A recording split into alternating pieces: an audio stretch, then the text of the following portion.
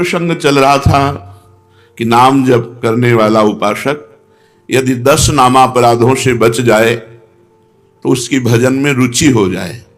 10 नामापराधों का वर्णन हुआ था। फिर प्रश्न हुआ कि यदि नामापराध बन जाए या बन गया है तो क्या उपाय है। तो उत्तर था कि हृदय में जलन हो और वही नाम जप किया जाए तो नामापराध का मार्जन हो। हृदय में पश्चाताप होना चाहिए कि मेरे से गलती हो गई और भगवान नाम जप किया जाए तो नामापराध का शमन हो जाता है। अब पूछ रहे हैं माला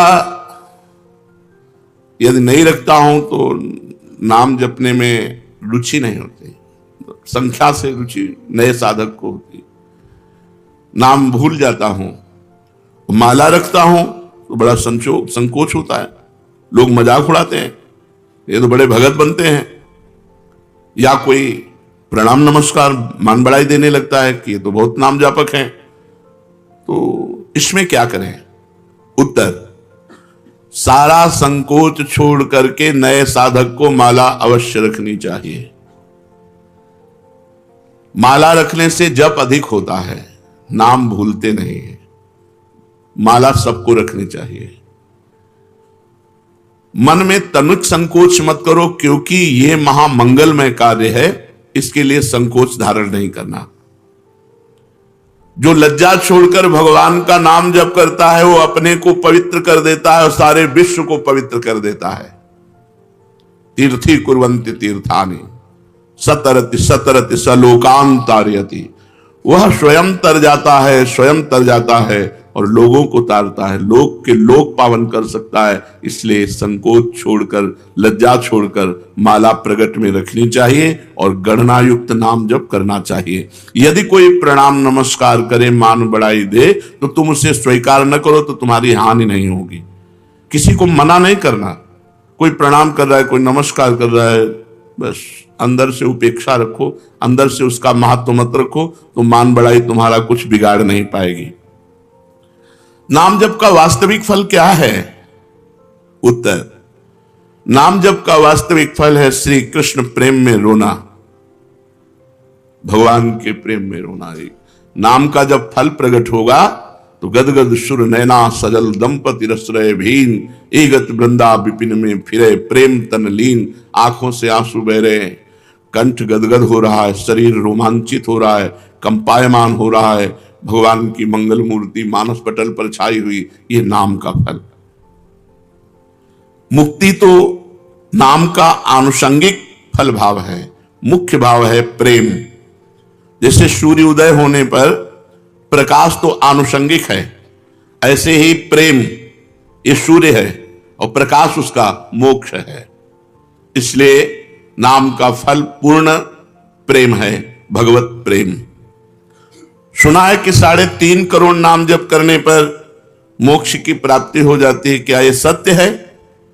विश्वास करो, भाव करो, महत्व रखो, हो जाएगा। विश्वास करो, भाव करो, महत्व रखो, तो एक नाम में मोक्ष प्राप्त हो जाएगा। 3.5 करोड़ तो बहुत बड़ी बात है, एक नाम भी मोक्ष प्राप्त कराने में समर्थ है। एक नाम, 3.5 करोड़ तो बहुत होते हैं। विश्वास करो, भाव करो, महत्व करो। यही बात ध्रुवदास जी ने कहा। हित से आर्त होकर दैन्य भाव से एक नाम पुकार लो तो भगवान तुम्हारा साथ नहीं छोड़ेंगे। एक बार जिन नाम ली हित सो होए अति दीन, अति दीन हित सो होए। प्रेम से द्रवित होकर दैन्य भाव से भगवान को पुकारो तो एक नाम में भगवान तुम्हारा कभी साथ नहीं छोड़ेंगे। एक बार जिन नाम ली हित सो होए अति दीन, ताको संग न छाणहि ध्रुव अपनो कर लीन। विश्वास करो, भाव करो, महत्व करो, तो एक नाम से भगवत प्राप्ति हो जाएगी। एक नाम मोक्ष प्रदान कर देगा। 3.5 करोड़ तो बहुत बड़ी बात है। हां, कलि संतरणोपनिषद में लिखा हुआ है कि यदि नाम के 3.5 करोड़ आवृत्ति की जाए, 3.5 करोड़ नाम जब किया जाए तो शरीर छूटने पर वो भगवान को प्राप्त होगा। शरीर छूटने पर वो भगवान को प्राप्त होगा 3.5 करोड़ नाम जप करने। आपने बड़ी महिमा सुनाई, तो आप इतना बता सकते हैं कि आपको क्या लाभ मिला नाम जप से। आपको क्या लाभ मिला।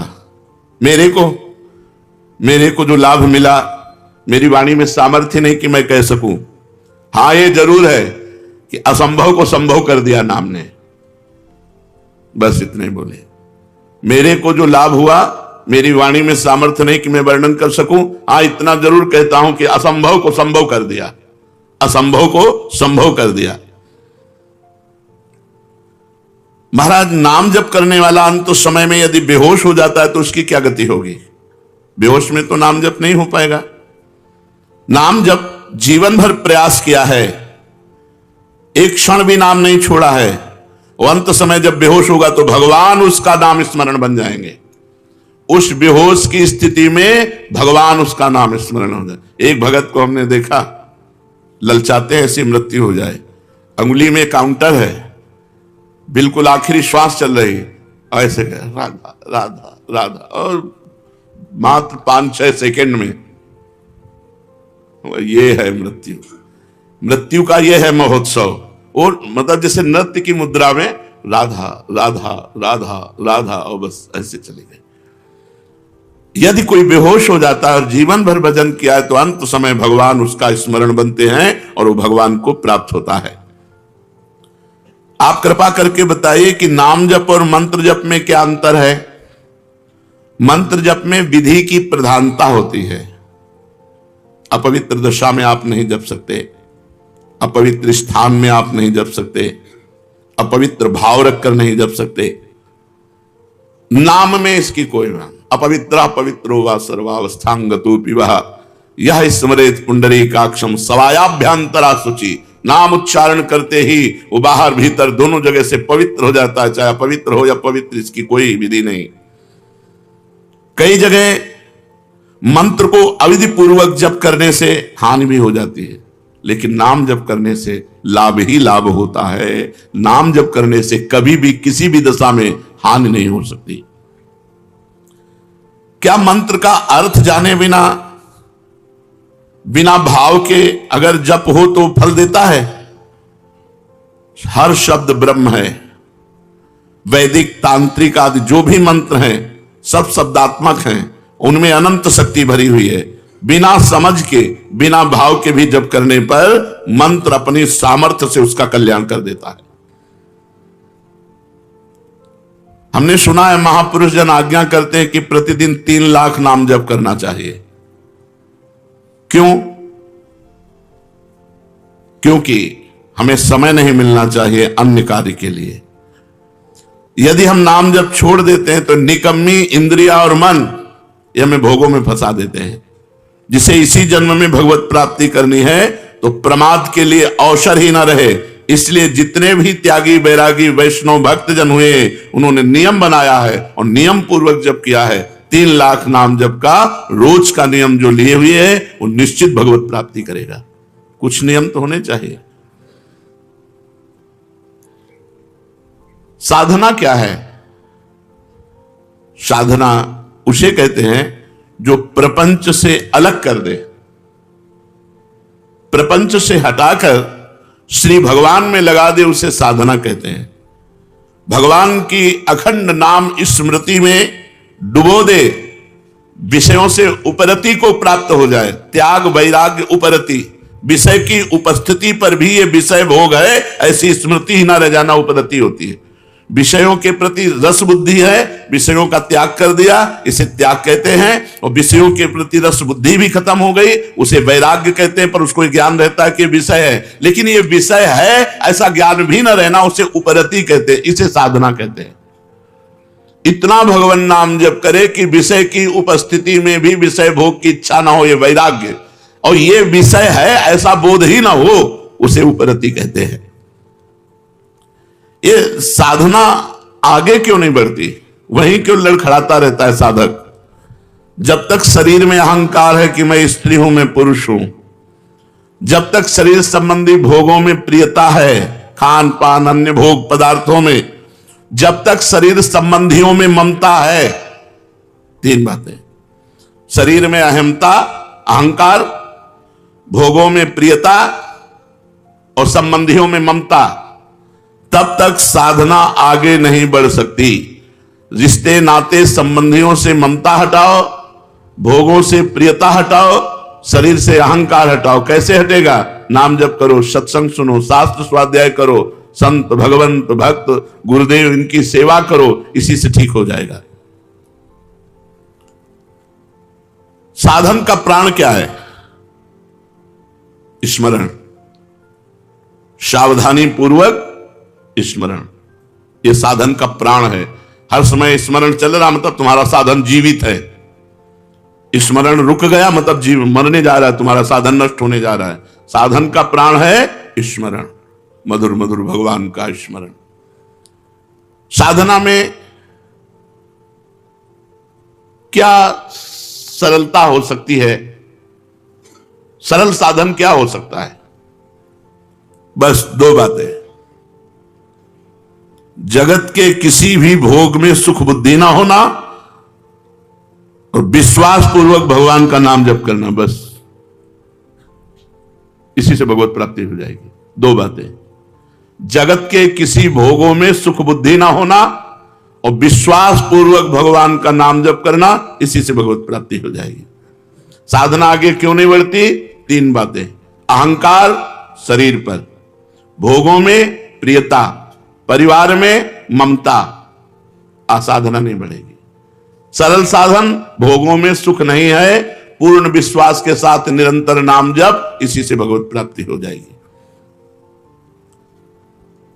ये साधनहीन क्यों हैं लोग? साधना क्यों नहीं करते? या साधना करते हैं तो उन्हें साधनहीन साधक क्यों कहा जाता है? तो जो भगवान की शरणागति नहीं लिए, जो भगवान की कृपा का आश्रय नहीं लिए, वो साधन करते हुए भी साधनहीन है। साधन करते हुए भी वो साधनहीन है। अमुक साधना, अमुक साधना, अमुक साधना, तो एक अहंकार हो जाता है कि मैं अमुक साधन करता हूं, और बल साधन का होता है, वो साधनहीन साधन है। साधनहीन साधन है। अपबल, तपबल और बाहुबल, चौथो बल है दाम, सूर्य किशोर कृपाते सब बल हारे को हरि नाम। तो यहां पूछा गया कि साधनहीनता साधन संपन्न होने पर भी क्यों है? साधनहीन साधन क्या है? तो बोले भगवान की शरणागति और भगवान की कृपा बल पर विश्वास ना होना। सच्ची कहते हैं, हमारी प्रियाजू इतनी कृपालु हैं, एक वृंदावन वास आप कर रहे हो इस नाते से, एक हरिवंश नाम ले रहे हो इस नाते से, आप किसी उनके जन को संत मान करके शरण ले ली इस नाते से, वो तो जरा से राई के संभजन को मानत मेरु समान। कल्याण होना नहीं है, हम कल्याण स्वरूप हैं, हम इसको पकड़े हैं, इसी को छोड़ दो, खत्म खेल हो गया। हम नहीं छोड़ पा रहे हैं, और अगर जोरदार हमको पकड़ के घसीटे तो मैं माया सहित हम चले जाएंगे। तो माया जोरदार है, लेकिन है किसकी हमको ये बताओ? मेरे प्रीतम की ही तो है ना, मेरे प्रभु की ही तो है ना। फिर मेरे ही प्रभु की, अगर किसी पड़ोसी की होती तो डरने की बात थी। मेरे ही प्रभु की माया और मैं अपने प्रभु की शरण में हूं। अब वो जैसे चाहे तैसे हमको चलावें और जैसे चाहे वैसे हमारा निस्तार करें, हम तो उनके गले पड़ गए। शरणागत की एक ही परीक्षा है, हर परिस्थिति में हे प्रियाजू, बस हमारी कोई आनंद की परिस्थिति हो तो जय प्रियाजू, हमारी कोई दुख की परिस्थिति हो तो हे प्रियाजू। प्रियाजू के सिवा हमारा कोई नहीं है, बस यही हमारी सावधानी रहनी चाहिए। हम कुछ करते हैं, ये हमारा बल नहीं है, हम जिनके हैं वो हमारा बल है। बस ये बात अंदर से समझते रहना। हम कुछ करते हैं, करके प्राप्त करेंगे, ऐसी हमारी आशा नहीं है। आज तक किसी ने कुछ प्राप्त किया है तो हो के प्राप्त किया है, और होने की परीक्षा एक यही है कि किसी भी परिस्थिति में अन्य बात न निकल जाए कि कोई हमारा सहारा है। बस मेरे तो जय गिरधर गोपाल दूसरों न कोई, जैसे मीरा जी, दूसरों न कोई, शरीर भी नहीं, तभी जहर दिया गया पी गई, दूसरों न कोई, गिरधर के सिवा कोई नहीं। अगर गिरधर का चरणामृत करके तुम जहर दे रहे हो तो वो भी स्वीकार है। हमारी केवल आश्रय वस्तु है, हम किसी योग्य नहीं है, हम में कोई योग्यता नहीं है, केवल आश्रय है, और ये साधन का प्राण है। साधन हो रहा है और भगवत शरणागति नहीं, भगवत कृपा बल नहीं, तो साधन होते हुए भी वो साधनहीन है जिससे भगवत प्राप्ति होती है। साधन का विघ्न क्या है? साधन का सबसे बड़ा विघ्न है साधन का अभिमान होना। भगवत स्मरण से भगवान की प्राप्ति होती है। भगवत स्मरण उसी का चलता है जो तृणादपि सुनीचेन, अपने को दीन मानता है। माना ब्रह्म ज्ञान के मार्ग में उस सबको अपनी आत्मा देखता है, भक्ति सबको अपना इष्ट देखता है, कहीं प्रश्न बनता ही नहीं है। अगर वो प्रश्न करता है तो अभी खुद प्रश्न में फंस गया हो। ज्ञानी की दृष्टि में सर्वम खलमिदं ब्रह्म, भक्ति की दृष्टि में वासुदेवा सर्वम, सिया राम में सब जग जानी। सबसे बड़ा साधन का विघ्न है साधन का अहंकार हो जाना। साधना का अहंकार इतना श्रेष्ठ बड़ा होता है, इतनी कड़ुई होती है, पूछो मत। वही सबसे बड़ा विघ्न है भगवत प्राप्ति में। दूसरा, खान पान। यदि आपका खान पान सही नहीं है तो आपकी साधना नहीं बनेगी। तीसरा, मंत्र नाम में संदेह। पता नहीं इस नाम से होगा कि नहीं होगा, कहते हैं नाम जप करो, इस नाम से तो पता नहीं इस मंत्र से होगा कि नहीं होगा। साधना में विघ्न। सदगुरु का अभाव। जिसके जीवन में सदगुरु नहीं उसकी साधना कभी सिद्ध नहीं हो सकती। सदगुरु है, उनका अपमान कर दिया, कभी साधना सिद्ध नहीं हो सकती। ये साधना का विघ्न है। नियमानुवर्तिता का अभाव। जो नियम दिया गया है उस नियम के अनुसार न चलना। अपनी प्रसिद्धि की चाह, कुतर्किक स्वभाव होना और भोगों की कामना और कुसंग में प्रियता, परदोष दर्शन, इतने साधना के विघ्न हैं। अगर इन विघ्नों से बचा जाए तो हमारी साधना आगे बढ़ेगी। तो साधना में सहायक क्या है? दैन्यता। सबसे पहली बात है दैन्यता। सबसे झुक के रहो। सब में भगवान देखोगे तो झुकना आ जाएगा। सब में झुको, सबको प्रणाम करो। साधन में साधन का अहंकार ना होना, ये सबसे बड़ा सहायक है। आप जो साधन कर रहे हो उसका अहम नहीं होना चाहिए, दैन्य होना चाहिए। और सच्ची बात है, सही साधना होगी तो आपका हृदय दैन्य हो जाए, डरेगा कहीं कोई अपराध न बन जाए जो मेरा साधन रुक जाए। और हृदय एकदम इतना लुजलुजा हो जाएगा कि कोई आपको प्रणाम करेगा तो आपको संकोच लगेगा। आप नहीं समझते, मैं अधम जीव हूं, मेरे पर क्यों ऐसा। वो तनिक भी लाख लोग मान बढ़ाई दे, वो अंदर रहेगा कि आप जानते नहीं हो इसलिए ऐसा, मैं बहुत अधम हूं। अंदर उसके यही रहेगा, अस्मय अधम सकासुम। ये अंदर बैठ जाएगा, ये भगवान की कृपा से बैठ जाएगा। दूसरा सहायक, नियम के अनुसार अपनी दिनचर्या पूरी करना, टाइम बिल्कुल। ये साधक की गुणवत्ता है कि जैसे 4 बजे से वाणी पाठ, तो 4 बजने में 5 मिनट बकाया है, वो आ गया। 4 बजने के बाद जो दिनचर्या शुरू हुई, जब सब संपन्न हो गई, प्रणाम किया, ग्रीवा नीचे की, चल दिया। 5 मिनट पे अपनी दिनचर्या में बड़ी प्रवीणता रखना। सत्कार दूसरों का करना, सबहि मान प्रदापमान, इससे साधना आपकी बढ़ेगी। कुछ समय एकांतवास, सोने के अलावा। सोने में तो सब लोग एकांतवास करते हैं। सोने के अलावा, निद्रा के अलावा एकांतवास, जागृत अवस्था में शांत भाव से अपनी कुटिया में बैठ करके भजन करना, चाहे 2 घड़ी ही, 48 मिनट ही सही, पर एकांतवास जीवन में अत्यंत आवश्यक है। और रोज सत्संग, साधना में सहायक रोज सत्संग।